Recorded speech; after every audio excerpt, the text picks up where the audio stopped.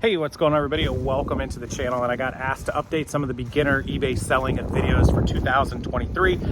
I put up a shipping video. If you didn't see it, I'll link it down below, but today I'm gonna do a video on how to make an eBay listing from start to finish for beginners in 2023. All of the required elements that you need in your listing and all of the recommended ones and what's important, what's not, and how to make the most out of each one of those sections of an eBay draft and eBay listing. So without further ado, let's go on up to my computer screen. I'll go up to my office and I'll screen share and show you guys how to make a listing from start to finish. If you are new on eBay, or if you are possibly coming over from another selling platform like Poshmark or Mercari and you have never sold on eBay before, this will be a big help for you guys. I appreciate it as always. Make sure you hit that like and subscribe button, and let's go over to my computer screen and show you how it's done. Okay, so from start to finish, you're gonna just come to my eBay and click on the selling button, which is in the top right. There's also under create listing, and you'll come over here to create a single listing, and this is what pops up. Drafts are under here. These are drafts we're currently working on, but I'm just doing a Nike Polo right now, which I have the photos for, and I can show you those saved over here on my computer. So here it is. This is a Nike men's striped polo. So you can start your title on this main page with Nike men's striped polo shirt. That's enough just to get you started. You'll just click on the button, and then it gives you some suggestions. I never use these items unless it's something that's like a one-of item that's brand new or whatever. Continue without match, and our shirt is pre-owned. And so that's all you'll do. I'm just doing a clothing item as an example. You can do whatever item you want. Choose the photos. So it's your first little task here, to upload the photos.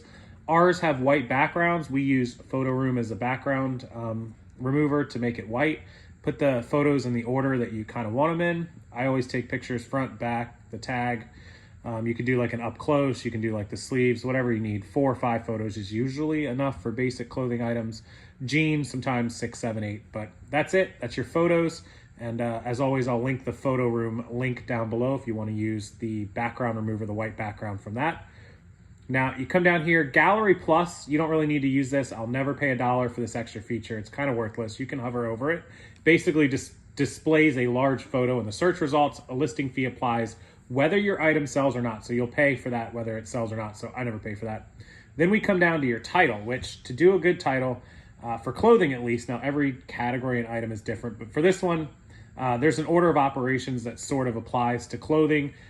Nike men's striped polo shirt, short sleeve. And this one I believe is, let me double check the size. I think this one's extra large. It is. So we want to put the size. I always do Nike, like the brand first. Men's polo shirt, and I'll put extra large polo shirt. Short sleeve striped at the end, your descriptive words near the end. And then the color, this one is like a teal, so you can put that one in there. And that pretty much will take care of that. For this, it's a very basic shirt. Now with jeans, you'll have stuff like boot cut or skinny jeans or bell bottom or whatever, so you'll have more descriptive words. Not a lot of descriptive words for a basic polo.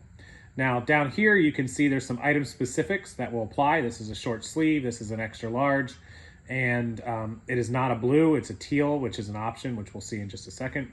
The SKU, this is your custom SKU, like your item location. If you have bins, A, B, C, D, this might be A1, A2, A3. So I'll just put that in there. This is like an A1.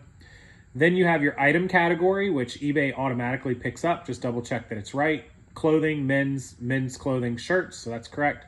And then your store category is where you have it in your eBay store. So I would come down here and choose men's tops. You can see I have a bunch of different categories. So that. Then your required item specifics, the size type, this is a regular, it's not a big and tall. We know it's a men's polo, it's Nike. The color, drop down. You can come down here and choose any of the colors that are available, or you can type in teal, since teal doesn't seem to be an option. And it picked up our extra large. So all of these required are done.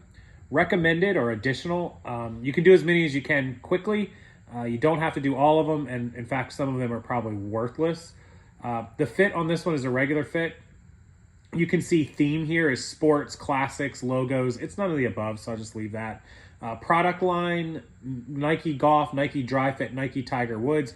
It's none of the above because it's not Tiger Woods, it's not a dry fit, and it is, excuse me, not Nike Golf. It's just a regular Nike Polo, so we can leave that. And you can see if any of the rest of them apply, but they do not. So we'll come down here to condition description. This is just where you put a regular old, like excellent pre-owned condition, a basic condition. If it was brand new with tags, you could put that brand new with tags. And then you come down to the main description box, which is right under your little condition box here. I like to do bullet points. And so I will copy and paste my title into the beginning. And what I tend to do is put the size extra large in its own line so people don't like miss that it's an extra large. I'll reiterate the excellent pre-owned condition with no stains or damage on this one, so people know there's no issues. All my items ship within 1 day, so you might want to put something about your handling time. All items ship within 1 business day. I always put that. If you have 2 business days or 3, whatever yours is. If you have measurements, which I don't have in men's clothing, but if you did measurements like for women's clothing or jeans, you could put something like see photos for measurements. A lot of people do that. I don't have that on this one, but if you did, you could put it. And then I'll usually end it by saying, if you have any questions, please ask. 7 days a week. I respond to my messages every day. So that's up to you. You can create these however you want to, phrase them or put them. You can put your return policy in there. You could put like returns accepted within 30 days. Now, if you want to save this as a template, you can see I have like hockey cards, men's shirts. You can absolutely create a template up here where it's create template. Or if you're redoing another one that you've already made, like Casey's remotes or Hot Wheels, you can just insert it and it will pop up with your template there. Pricing and format, buy it now or auction. I do all buy it now. Some of you like auctions, I get it. But if you do the auction, there it is, 7-day, 5-day, 3-day. Buy it now. You'll choose your price. Let's say I want to list this one for $19.99. How many quantity you have. Obviously, I just have one, but you may have multiple. If you're allowing offers or not, you'll turn this on and off. And then if it's off, nothing else matters. If it's on, like you accept best offers, minimum offer, and auto accept.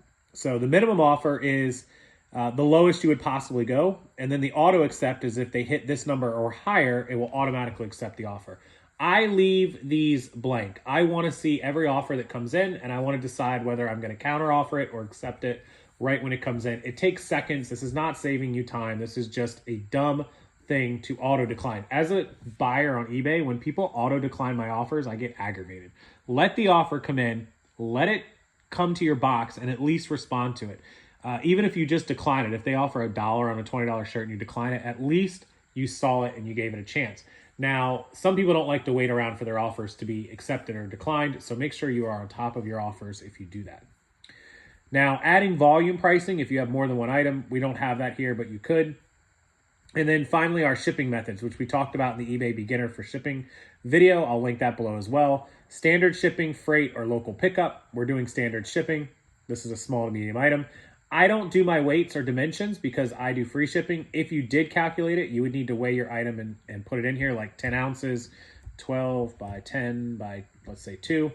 And then you would come down here and choose flat rate, calculated, or free shipping, of course. Flat rate is one cost where you choose like $5 or $7 or $6.99, and calculated eBay will calculate it for you. Now, let's say that you were going to do calculated on this one. You'll see it'll recalculate here. It's going to pop up. Let's say you're doing priority, but this is a first class item because it's under 1 pound, which we learned in that video. So we'll choose first class. And the buyer's going to pay around $6 to $6.65, depending on how far away they are. That's what a 10-ounce shirt will cost. If you were to change this to, say, 6 ounces, let's say it was a lighter shirt, you'll see eBay will update that first-class pricing to $5.40 to $5.85, so a little bit cheaper. And it drops even more drastically if it's a 4-ounce shirt. So as you change the weight, you can kind of see what the buyer will be charged. And we get a discount, $4.75 to $5.25. For a 4-ounce shirt, it's going to be a little cheaper than that, but we get a discount as shippers. So that's why they always charge them a little more than what we pay, and you do not refund them because you paid fees on this and they agreed to pay that. Now, if you wanted to offer free shipping and you know what you're doing, you just click that button and it gives free shipping. And then you can add multiple different services to give them options if you want to do like priority or express or whatever it is. Scrolling below that, we're almost to the end. eBay's international shipping, which used to be called global shipping services. You can add this on. You don't have to. It's completely optional. I do it. You can read the more details by clicking on it and it will show you. Other than that, you can add other shipping services like international direct where you want to do the international. So if you check that little box here, it will pop up and you'll see it load in just 1 second, where you can do calculated or flat rate, just like your normal shipping. And you can add a service like US Priority International, US First Class International might be $15 to $21. So you can see how much more it costs. I turn that off and I just do the international shipping with eBay International Shipping right here. So that's just the way that I do it. Preferences, this is where you would set up your handling time, 1 business day, your item location and zip code, and your return policy, 30 days or 60, free for the buyer or we pay, which we do free shipping, and money back or replacement. I don't do replacements, only money back. And then international returns, I do not accept international returns. Finally, the end is your managed payments, which you set up on your other screens. I'm not going to go over that. And promoting listings. I create promoted listings on the promoted listing screens, not on the draft screen. And finally, your list button. You just hit list, or you can save it for later if you need to go over it. But that is your eBay draft and your eBay listing from top to bottom. And then I'm going to show you in the other video, which you can stay tuned for, the eBay versus List Perfectly, how you create a draft and List Perfectly versus creating a draft in eBay directly. So there it is. That's start to finish. Hopefully you guys enjoyed it. If you have any questions about the listing process, as always, leave them in the comment section below. I'll read them. I'll link the video from last time about shipping if you need help with that. And I'll link the future video for List Perfectly with the link to this video so you can compare them back and forth. Thank you guys for watching. Hit that like button, subscribe, and I'll see everyone next time.